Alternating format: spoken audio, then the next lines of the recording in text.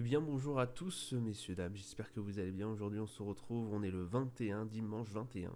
Je fais cette review du coup pour le vendredi 19 avril effectivement.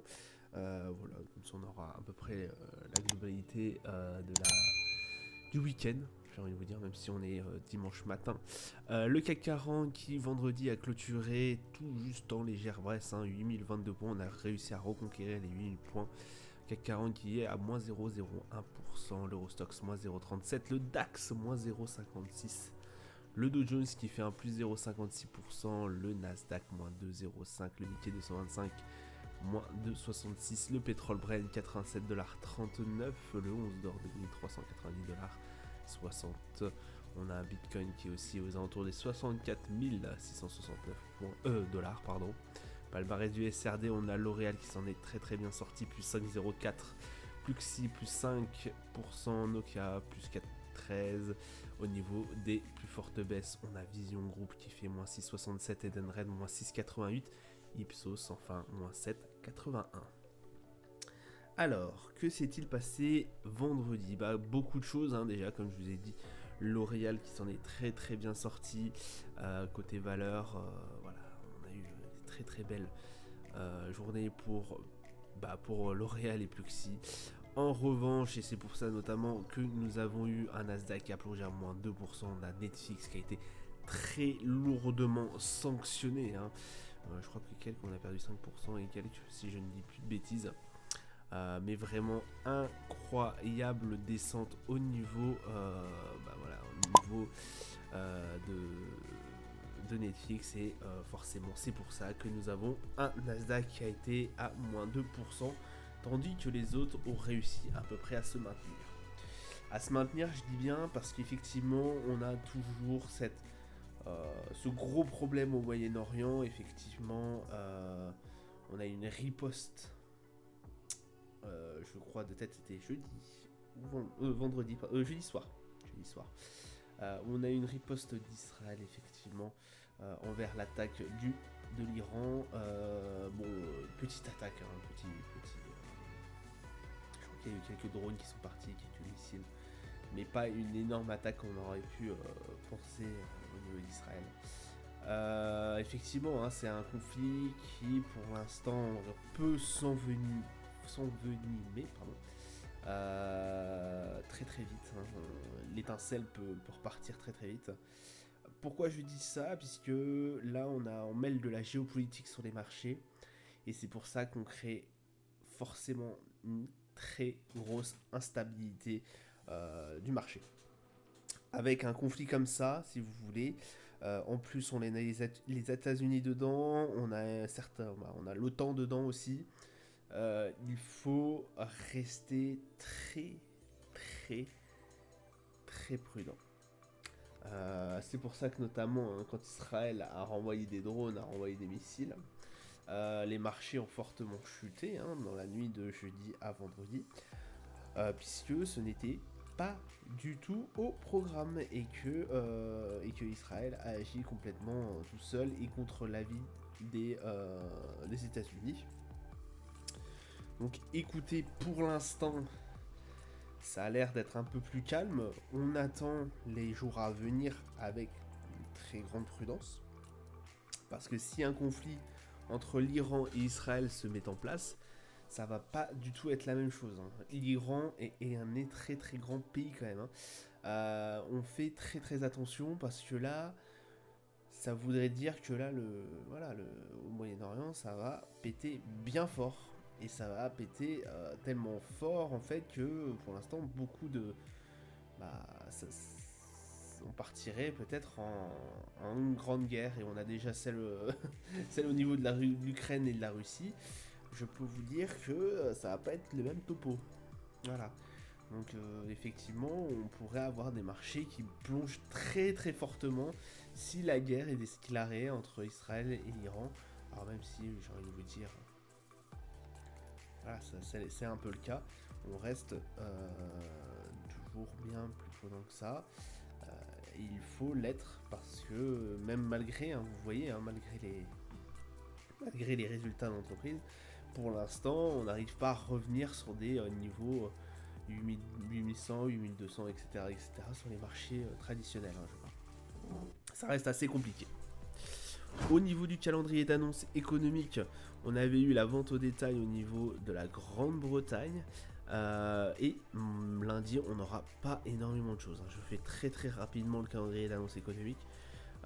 Début de semaine assez calme, hein, forcément. Bon, c'est souvent le cas le lundi, mais ça peut très vite s'accélérer. Voilà.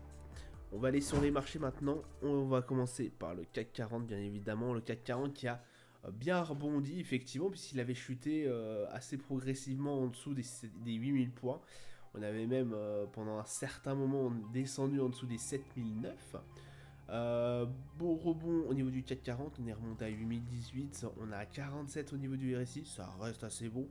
Le MACD, bon, lui qui a complètement perdu sa tendance haussière, hein, on a dégringolé quand même des 8230 et quelques points aux environs des 7009. Donc petit à petit quand même ça chute assez ouais, ça chute quand même assez lourdement. Même si on est tombé sur des valeurs qu'on avait vues, alors j'ai envie de vous dire assez récemment, hein, 29 février, ça reste assez bon.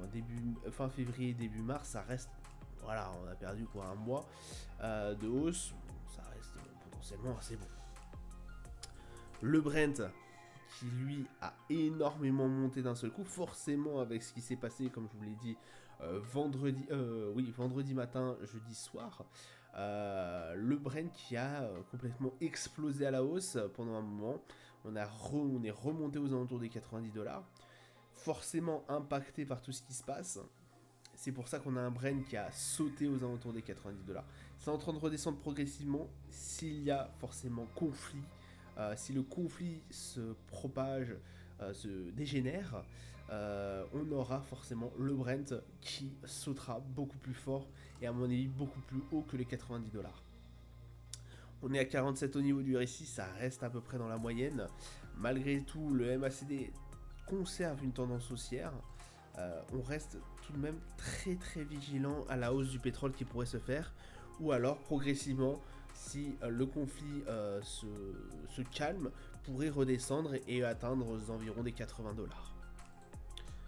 Hop, ça j'ai toujours pas remis en place, enfin je vous ai toujours voulu vous montrer le 11 d'or. On n'est pas sur le 11 d'or là.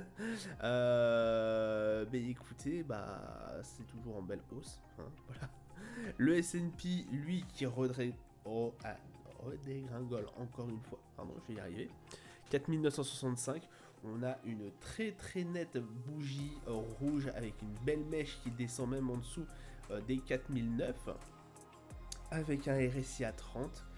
Bon écoutez, le MACD toujours en tendance baissière. Ça se passe plutôt bien pour les vendeurs. Très très bien, malgré que pour les acheteurs, c'est une catastrophe. On a une forte chute, hein, quand même. Là on revient sur des niveaux début février, voilà, qu'on n'avait pas vu depuis longtemps. Début février, ça commence à remonter, hein, quand même, début février. Et on ne sait clairement pas si ça va continuer, la descente va continuer, ou si on va avoir peut-être un sursaut, même une respiration, parce que là, écoutez, ça fait pratiquement 2 semaines d'affilée qu'on a de la baisse, et écoutez, je pense que ça peut continuer à descendre. Alors, je mets ça entre guillemets, effectivement, puisque le conflit peut être une chose, mais aussi le desserrement monétaire promis par la Fed qui se passait aux alentours. Alors voilà, on avait espéré juin, je pense que c'est clairement mort. Je pense que effectivement cela pourrait être en cause, pouvoir remettre encore en cause la prochaine montée, la respiration, pour être changement de tendance. Je pense que effectivement, si on n'a pas un desserrement monétaire, le marché risque encore de tomber. Voilà, très clairement. Après, il y aura forcément les chiffres des entreprises qui vont paraître prochainement, qui peuvent inverser la tendance, mais pour l'instant, très clairement, ça se passe assez mal pour le S&P. Pour le Nasdaq, c'est clair et net, forcément impacté aussi par Netflix. On est très clairement sur une grosse descente. 17 035. On s'est arrêté aux environs des 17 000. Peut-être avec un espoir de remonter. Mais ça, c'est clairement peut-être pas possible. Je vous explique pourquoi. Puisque pour l'instant, alors, on a éventuellement un support aux alentours des 17 000. Mais là, les 2% sont tellement forts, si vous voulez, que je doute fortement qu'on ait possibilité de faire quoi que ce soit. Donc pour l'instant, bah écoutez, 29 au niveau du RSI, c'est un très très gros plongeon. On est en dessous de la zone de survente. Hein. On est en zone de survente. Le MACD en tendance baissière, forcément. Et on est retourné, ça c'est un peu plus, ça me fait un peu mal de le dire, mais on est retourné à des niveaux qu'on n'avait pas vus depuis début janvier, depuis le début de l'année. Énorme chute au niveau du Nasdaq. Bon, aussi, les 2% de cette séance est due en grande partie aussi à Netflix. Mais là, c'est une énorme chute, en tout cas pour le Nasdaq. Pour le Dow Jones, on a réussi à peu près à s'en dépatouiller. On est à 37 972, 38 000 pratiquement. On espère que ça continue. Mais attention quand même, parce que là, on a eu une belle mèche, en tout cas baissière. On a frôlé effectivement un RSI en dessous des 30. Et on a toujours un MACD en tendance baissière. Faisons tout de même attention, parce que prochainement, ça va peut-être péter assez fort. On ne sait pas pour l'instant ce qui se passe au niveau géopolitique, c'est très compliqué. Les marchés vont être forcément altérés par ces actualités, mais aussi par les actualités économiques. Je parle bien évidemment de la prochaine baisse des taux que pourrait prévoir la Fed en septembre. Voilà, si septembre n'a pas lieu, là, attention, les marchés pourraient encore une fois replonger et encore plus. Voilà, ça sera tout pour moi pour aujourd'hui. Je vous souhaite une excellente journée et une bonne soirée à vous. Et je vous dis à plus tard. Ciao, ciao.